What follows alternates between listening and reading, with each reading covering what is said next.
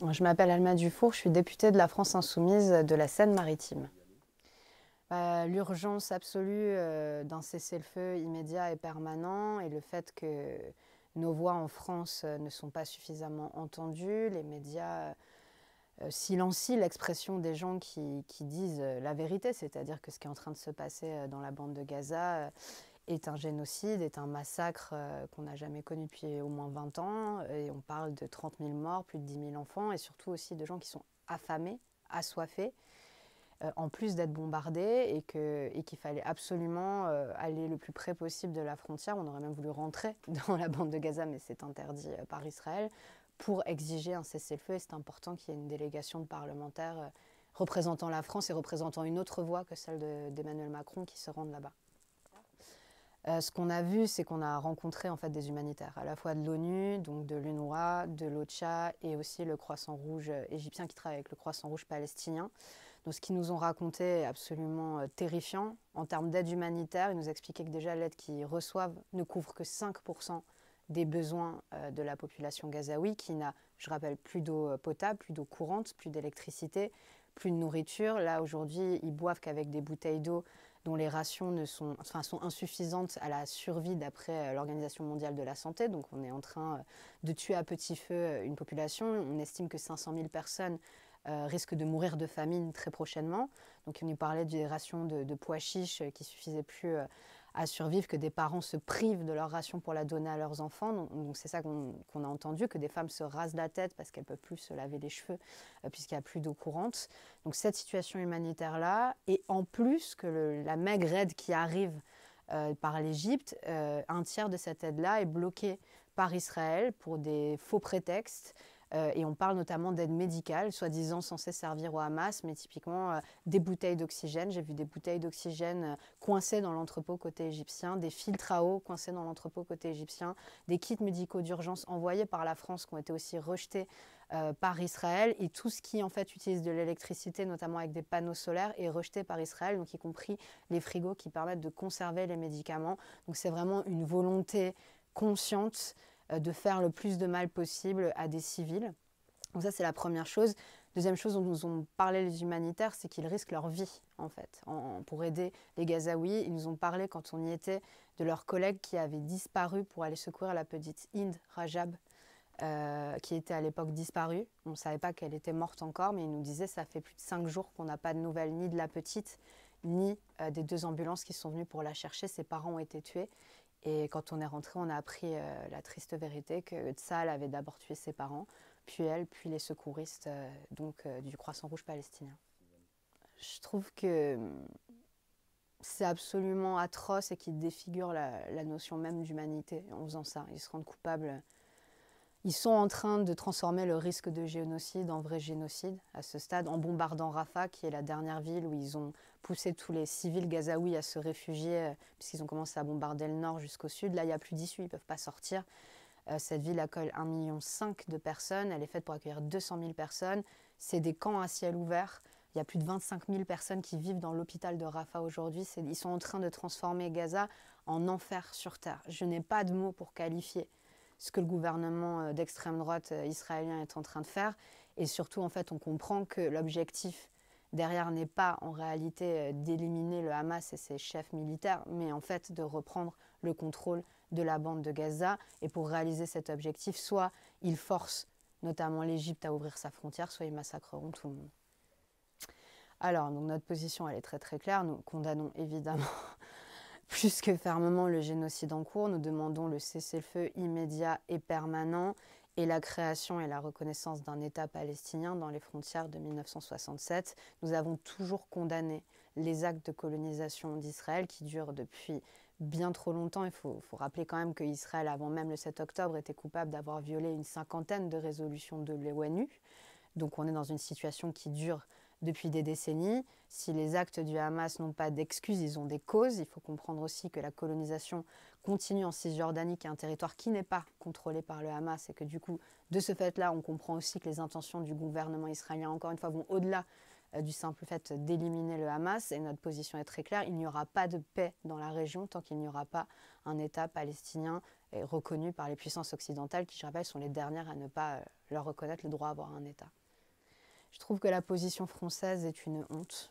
Et je pense que beaucoup de gens à travers le monde s'en rendent compte aujourd'hui. La France manque à tous ces principes de soi-disant pays des droits de l'homme, puisqu'on dirait que les droits de l'homme s'arrêtent derrière la frontière de Rafah pour le gouvernement Macron. Alors Macron, certes, a haussé le ton récemment envers Benyamin Netanyahou en disant que Rafah, c'était le point de non-retour. Néanmoins, il y a les actes et il y a les paroles. Emmanuel Macron a prononcé, je crois, 3 fois à peu près maintenant le mot de cessez-le-feu. À chaque fois qu'il les a prononcés, il y avait le ministre des Armées qui allait lui en Israël pour rassurer le gouvernement du soutien en fait de la France à Israël. On a aussi le ministre des Affaires étrangères qui, à peine nommé, va faire un tour au Proche-Orient et va en Israël et se prend en photo avec Benyamin Netanyahou en disant en première phrase de son tweet qu'Israël est un État ami. Israël qui est reconnu coupable d'être en train de créer un génocide par la Cour internationale de justice. Et surtout, aujourd'hui, la France n'a adopté aucune sanction économique, à commencer même par l'embargo d'armes et de matériel militaire envers un État qui se rend coupable d'une violation de la Convention sur la prévention du génocide, auquel la France est pourtant partie. Et donc c'est là où on dénonce le double discours absolument terrifiant. Déjà, en général, c'est un peu la marque de fabrique de Macron, le en même temps, mais là, on parle de la vie d'enfants, on parle de massacres à grande échelle de civils. Et en fait, on a un Emmanuel Macron qui, soi-disant, hausse le ton. Et au Parlement européen, tous les eurodéputés macronistes votent contre tous les amendements de la France insoumise pour des sanctions économiques, à commencer par l'embargo et la suspension de l'accord diplomatique et économique entre l'Union européenne et Israël, tant que le cessez-le-feu n'est pas signé. Alors, effectivement, déjà, le premier problème, c'est qu'on ne sort pas de Gaza. La majorité des gens sont coincés à Gaza, y compris même des ressortissants français. Il faudra quand même que je parle du cas d'un professeur affilié à la faculté à l'université de Rouen qui est mort, diabétique, qui est mort à Gaza car il n'y avait pas de traitement. Et Israël a empêché sa sortie malgré son diabète grave et son risque de mort. Et c'est un ressortissant français. Voilà, la France accepte que des ressortissants français soient bloqués par Israël et meurent dans la bande de Gaza. C'est aussi le cas de Yasmine Znaïdi et surtout de son fils Omar qui a 3 ans. La famille entière a été victime d'un bombardement. 2 des frères et sœurs d'Omar sont décédés. Omar a 3 ans. Il a été sévèrement blessé par les bombardements. On lui a posé une plaque de platine. Si on ne lui retire pas vite, ce qui est impossible dans les conditions sanitaires actuelles des hôpitaux de Gaza, il risque une infection et il risque d'en mourir. Et pareil, c'est un enfant de 3 ans. Ressortissant français, il est toujours bloqué par Israël et la France ne dit rien.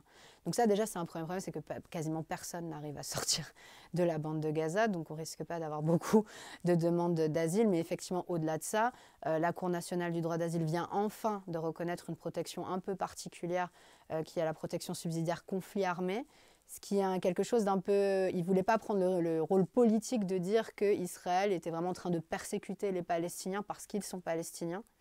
Et donc, du coup, c'est une protection en cas de guerre qui, par contre, ouvre le droit à un titre de séjour d'1 an renouvelable automatiquement pendant 3 ans et le droit au travail. Ça, c'est sur le papier. Après, pour l'instant, de ce qu'on comprend, cette décision n'est pas encore vraiment appliquée puisqu'on laisse les Palestiniens suivre des procédures très longues de droit d'asile classique. Et par ailleurs, contrairement aux Ukrainiens, cette procédure ne donne pas droit, cette reconnaissance ne donne pas droit à une allocation financière, une allocation d'autonomie dont ont bénéficié les Ukrainiens. Et comme la Cour des comptes elle-même le dit, en fait, l'argent qu'on a dépensé pour accueillir les réfugiés ukrainiens est 2 fois plus élevé que pour accueillir, par exemple, les réfugiés afghans, les réfugiés syriens et maintenant les réfugiés palestiniens, ce qui dénote quand même une politique raciste de l'accueil des réfugiés de guerre en France. Alors, moi déjà, je pense qu'il faudrait déjà que l'Europe essaye d'imposer des sanctions économiques drastiques, évidemment l'embargo, mais aussi des sanctions économiques drastiques. Il ne faut pas oublier qu'Israël est quand même un pays enclavé et relativement peu indépendant sur pas mal d'aspects. Après, il faut quand même avoir conscience que l'acteur principal en soutien à Israël aujourd'hui et qui a un rôle déterminant dans la situation, c'est évidemment les États-Unis, qui ont mis plusieurs fois leur veto à l'intervention de la communauté internationale, donc des casques bleus, sur la bande de Gaza, donc au Conseil de sécurité de l'ONU. Ils ont redit une nouvelle fois qu'ils remettraient leur veto à un cessez-le-feu durable. Donc on est là aujourd'hui. Ils ont donné plus de 15 milliards d'aides à Israël pour s'armer notamment. Donc effectivement, aujourd'hui, l'Union européenne, je pense, peut beaucoup et n'a rien fait pour l'instant. Mais il ne faut pas oublier la responsabilité première des États-Unis qui sont le principal soutien aujourd'hui d'Israël dans ce génocide. Bah, il faut déjà remercier l'Afrique du Sud parce que c'est quand même un pays qui a eu le courage d'aller jusque-là. On remercie aussi la Slovénie qui a soutenu d'ailleurs l'Afrique du Sud dans cette plainte. Nous avons, nous, proposé, la France Insoumise, des amendements, encore une fois, au Parlement européen pour que le Parlement européen soutienne la démarche de l'Afrique du Sud devant la CIJ. Amendements qui ont été rejetés, et je dois le dire, donc évidemment par les macronistes, par l'extrême droite, mais y compris par une partie de la gauche, dont le groupe social et démocrate, et dont même la tête de liste PS aujourd'hui, Raphaël Glucksmann, qui a voté contre ce soutien du Parlement européen à la démarche de l'Afrique du Sud. Donc nous la soutenons évidemment, mais nous regrettons qu'elle ne puisse pas porter une effectivité sans la volonté des États signataires de la Convention de prévention du génocide de l'appliquer. Donc on en revient toujours au même sujet des sanctions et ou de l'intervention de l'ONU, et seul le Conseil de sécurité peut décider de l'intervention des casques bleus. Or, le Conseil de sécurité est bloqué par le veto des États-Unis. De toute manière, on n'a pas le choix que de tout tenter. On n'a pas le choix que de continuer à pousser, à se battre pour la vérité. On dit souvent que la vérité prend l'escalier. Il faut croire que la justice aussi. Néanmoins, ce n'est pas parce qu'on fait face à un océan d'inhumanité et de déni en France qu'il ne faut pas continuer à essayer.